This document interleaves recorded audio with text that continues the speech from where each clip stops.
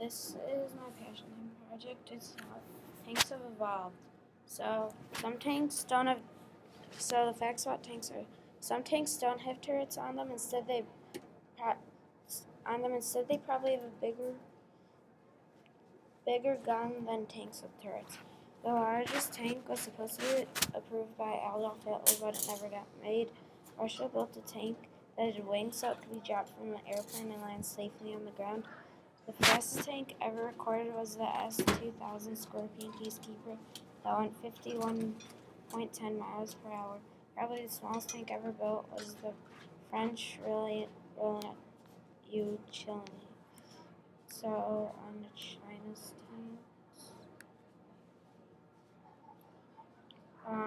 China's first tanks were armored cars. China's tanks broke down in battle and they couldn't be put back together. China did not have good factories to build tanks in. Their tanks got a lot better over time, but their tanks are similar to the other tanks made by other countries. And China started to name their tanks type some number like 88, 90, and so on. Most German tanks were heavy, like the Mossad Tigers. While other countries are making tanks, Germany is focusing on anti-tank guns. Germany's first tank was the A7V, and it could hold 10 people. The A7V had a lot of flaws in it from the start. Germany had to borrow British tanks because they didn't have enough working order, but Germany wasn't allied with the British, and they were fighting at the time. So I'm guessing that they probably took them by force.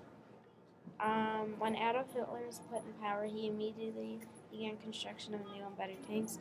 The new tanks Germany released could not defeat the Soviet tanks, so they put Panzers and Tigers, both heavy tanks. Tigers suffer breakdown. It was rare for a Tiger to complete a road march without breaking down.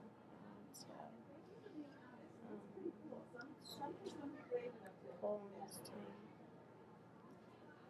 So that's it.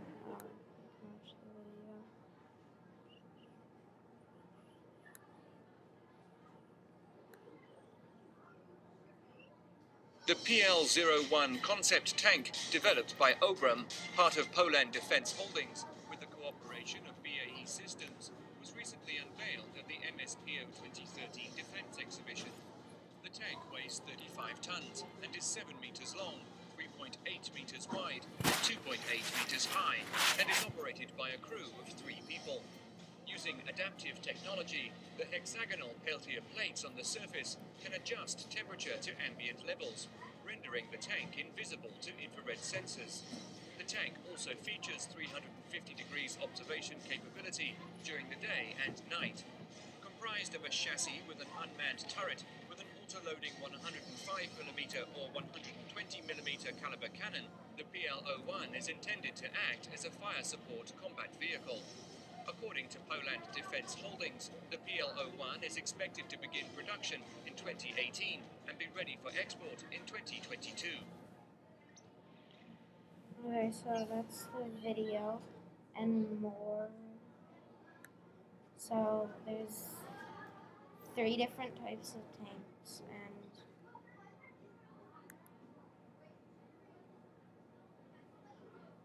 and so they're light tanks, medium tanks, and heavy tanks. Light tanks are made to go fast. They're meant to infiltrate enemy lines. Next, medium tanks. Medium tanks are in the middle of the variables of tanks. They don't have much armor, so then it can go fast but not fast, and they have an average gun, so they're pretty much in the middle of all tanks. But then you have heavy tanks. The heavy tank has thick armor and has good firepower, and most of them are bigger than medium and light tanks. So that's about it. Bye.